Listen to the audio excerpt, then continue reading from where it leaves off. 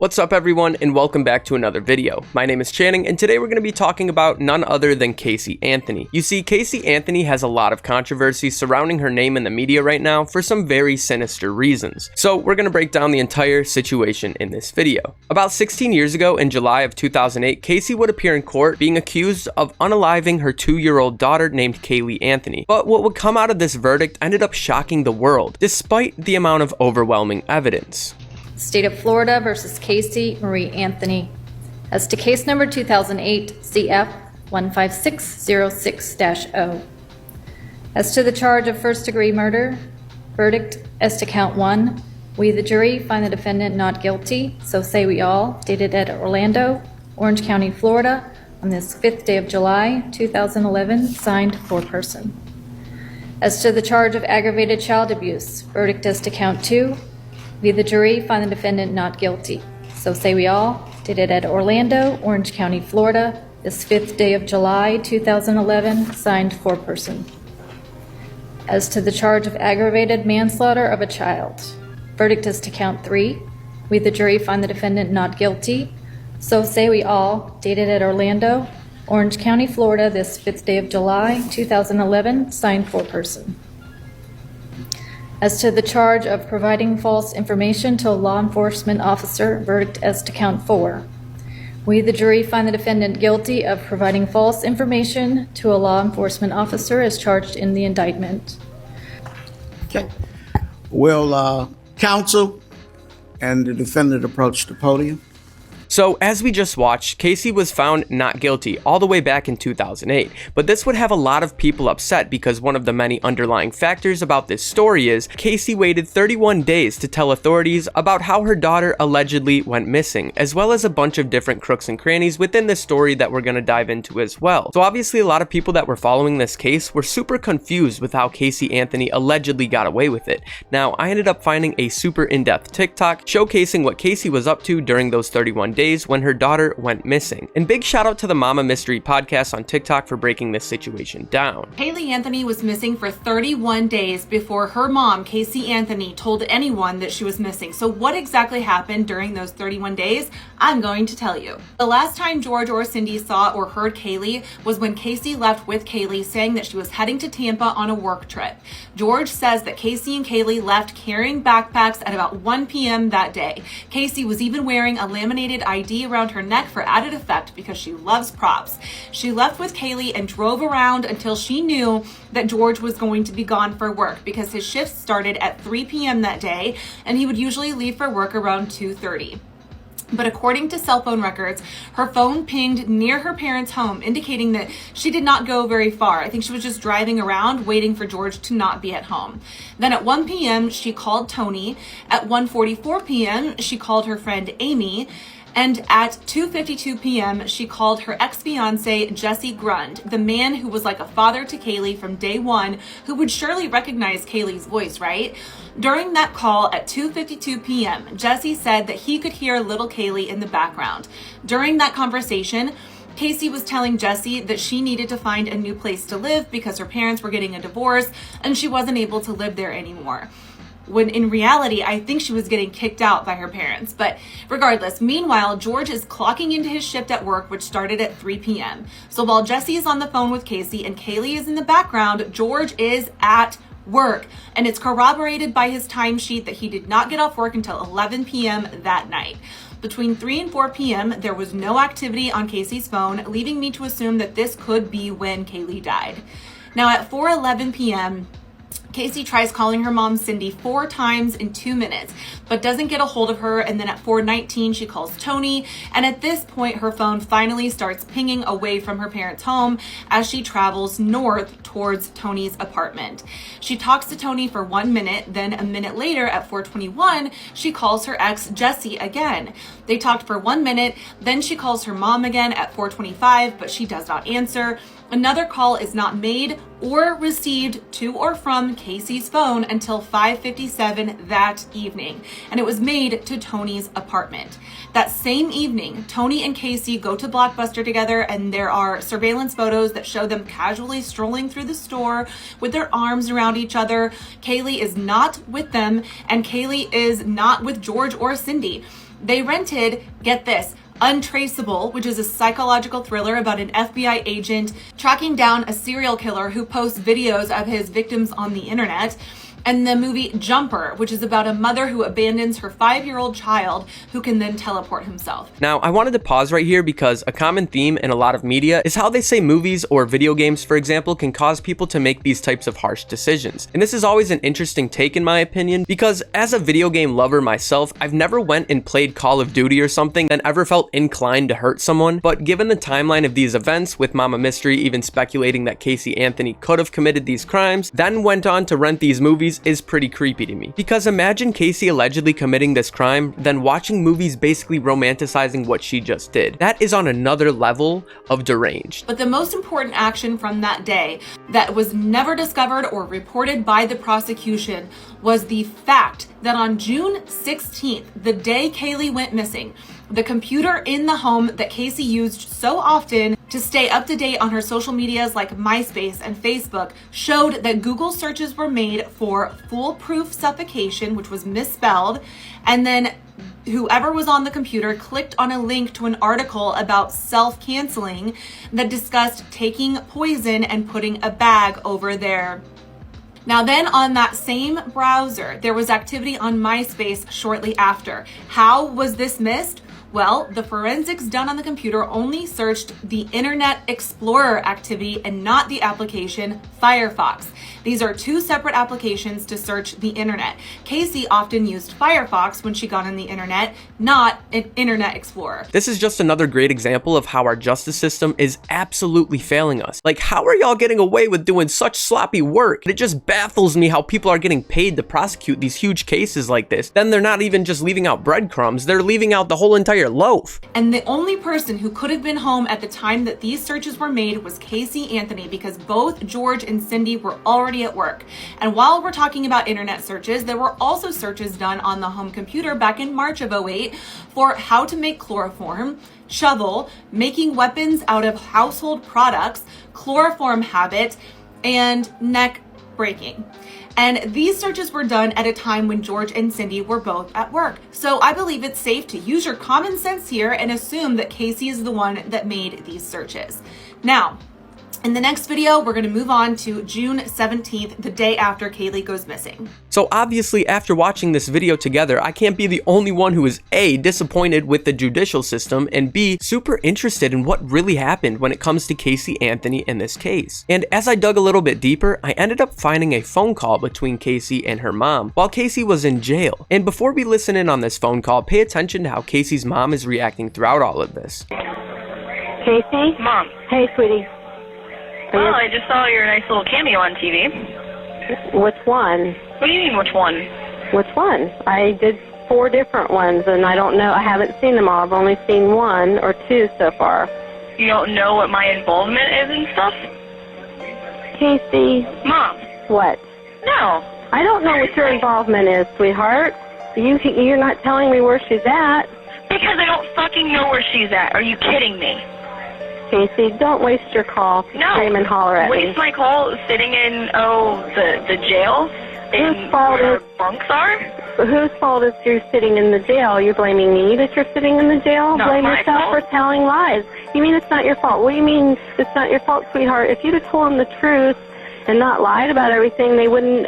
Do me a favor, just tell me what Tony's number is. I don't want to talk to you right now. Forget it. I don't have his number. We'll get it from Lee because I know Lee's at the house. I saw Mallory's car was out front. It was just on the news. They were just live outside the house. I know they were. Well? Well? Can you get Tony's number for me so I can call him?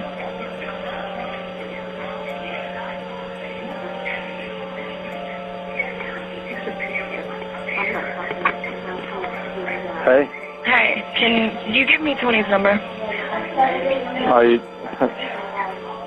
I can do that. I don't know what real good it's going to do you at this point. Well, I'd like to talk to him anyway. Okay. Because I called to talk to my mother, and it's a fucking waste. Oh, by the way, I don't want any of you coming up here when I have my my first hearing for bond and everything else. Like, don't even fucking waste your time coming up here. You know, you're making it real tough for anybody to want to try to even assist you with giving you See, somebody's that's just phone number. every single You're not thing. even letting me finish. Well, Let's go ahead. You're asking me for Tony's phone number so you can call him, and then you immediately want to start cussing towards me and saying, don't even worry about coming up here for all this stuff and trying to cut us out. I'm not trying to cut anybody out. I'm not going around and around with you. You know, that's pretty pointless. I'm not going to put everybody else through the same stuff that you've been putting the police and everybody else through for the last 24 hours and the stuff you've been putting Mom through for the last 4 or 5 weeks. I'm done with that. So you can tell me what's going on. Christina would love to talk to you because she thinks that you will tell her what's going on. Frankly, we're going to find out. Something, whatever's going on, is going to be found out. So why not do it now? Save There's yourself nothing to find out.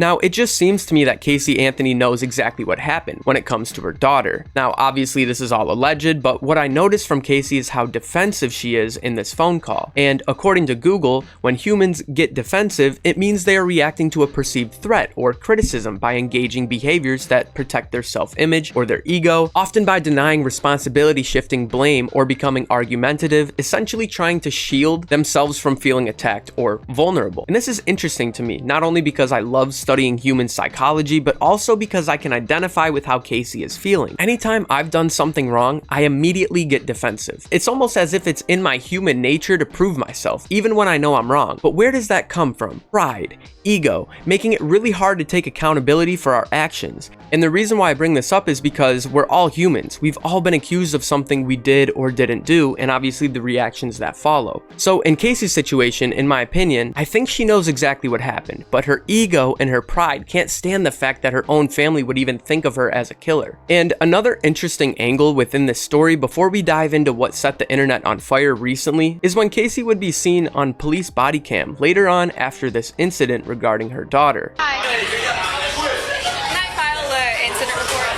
Sure, what So happened? I'm still wet. I got a drink thrown at me. This girl has been harassing me for a while. I have her cell phone number. If that helps. Do you know her name? Her name is Thelma Moya. Thelma Magali Moya. She goes by Thelma Moya. Yeah. Okay, and what happened? She verbally assaulted me, but physically assaulted me with witnesses. I'm still damp from the drink she threw at me. And why did she throw a drink at you?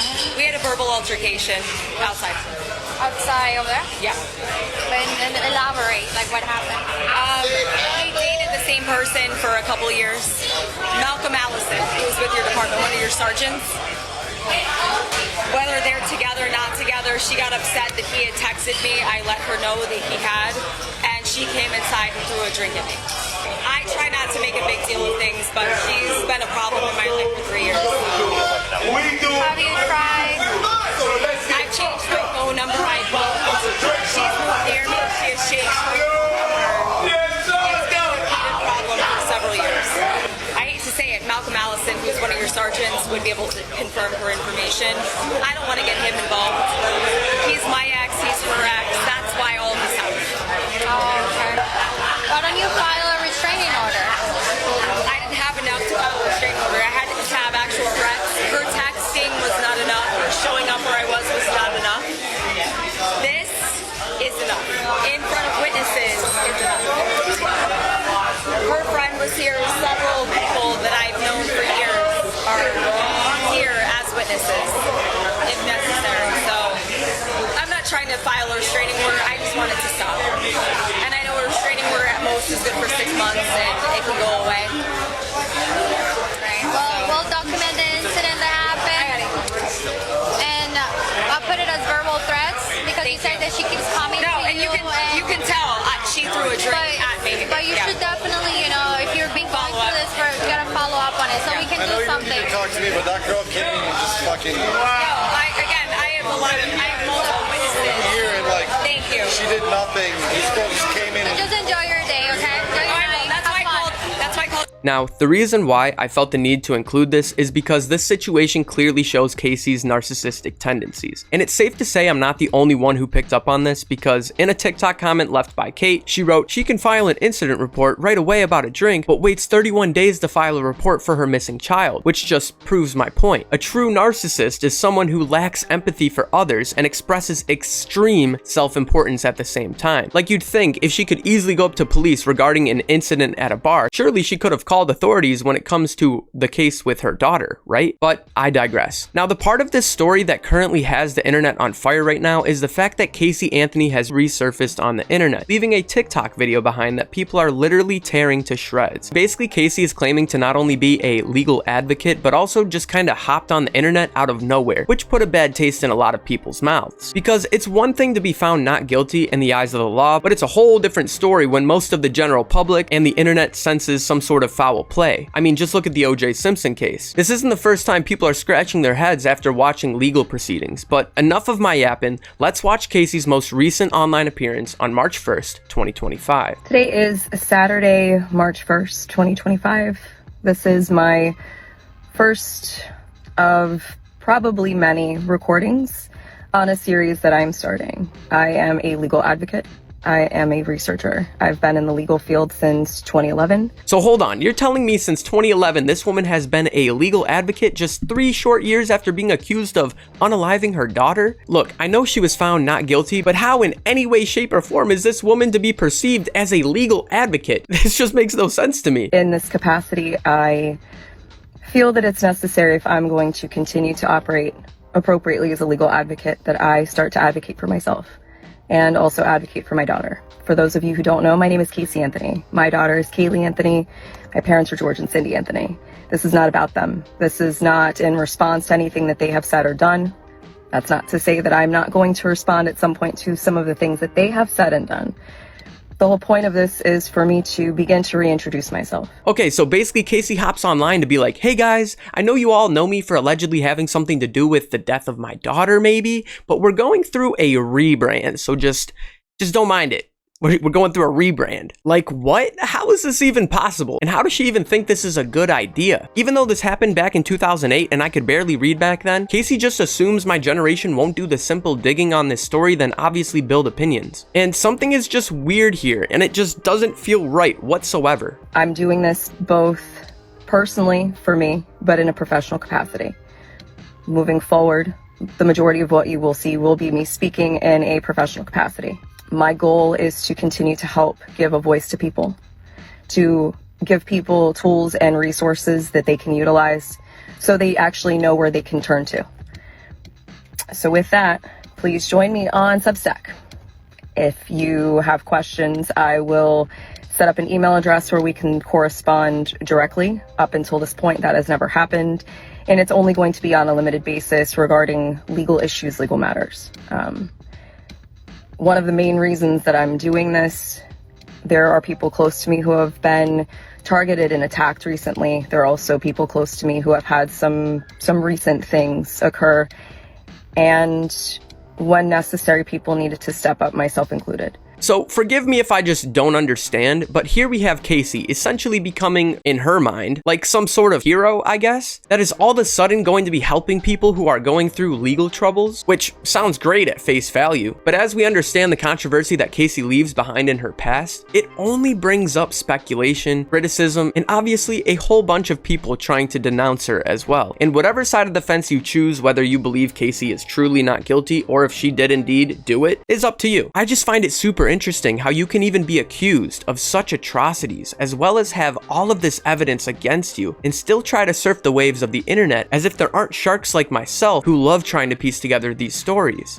As a proponent for the LGBTQ community, for our legal community, women's rights, I feel that it's important that I use this platform that was thrust upon me and now look at as a blessing as opposed to the curse that it has been since 2008. Now, one of these things I want to mention is the amount of I, me that Casey is displaying in these videos. And this is just apparent to me because I grew up with a narcissist in my family, and the behaviors displayed are so congruent, it's not even funny. Casey is literally sitting in her car, talking herself up, only mentioning her daughter once, which to me, I find pretty suspicious, I cannot lie. Because if she was truly the loving mother that she's portraying to be, I'm sure even 16 years later talking about this atrocity of how her daughter went missing would still haunt her to this day, right? But it just seems to me that Casey loves the attention, and that's just what she wants. With that, these aren't going to be perfect. They're not going to be edited. Most of the time, they're not going to be short. But I am proverbially standing in the light, embracing this piece, still going to keep my privacy intact, so you will get very comfortable with my car, and I will explain in great detail why it's so important for people to protect their privacy. It's not just important to public figures, it's even more important to private individuals. And with the current climate in our country especially, it's that much more important, which is why I am utilizing the Substack platform. Yes, I am advertising this and publishing this on TikTok, possibly also through other meta platforms, but my intention is to separate from that and showcase even more why Substack is such an important resource for people to utilize moving forward. Anyway, I appreciate your time, and we'll see how this goes. Now, after watching this video, it seemed to me that Casey was more concerned about creating some sort of audience on Substack, which is basically a journalism outlet for people, essentially doing what I'm doing right now, but just in text form. And the reason why this sticks out to me is because everyone advertises on TikTok. It's the easiest way to get views, and it's the easiest way to get noticed. And to me, it seems like Casey wants to use her online controversy to somehow build an audience that follows her, using some sort of journalism approach while being a legal advocate. Now, in my opinion, this is all a charade to further her own agenda for her own life, but what do I know? Anyways, this is going to wrap up the video. Make sure to let me know what you guys think about this situation regarding Casey Anthony, and thank you for all the heaps and heaps of birthday wishes on yesterday's video as well, where we were talking about Ash Trevino's racist rant. You guys are awesome, so thank you so much. As always, thank you for making me a part of your day, and God bless.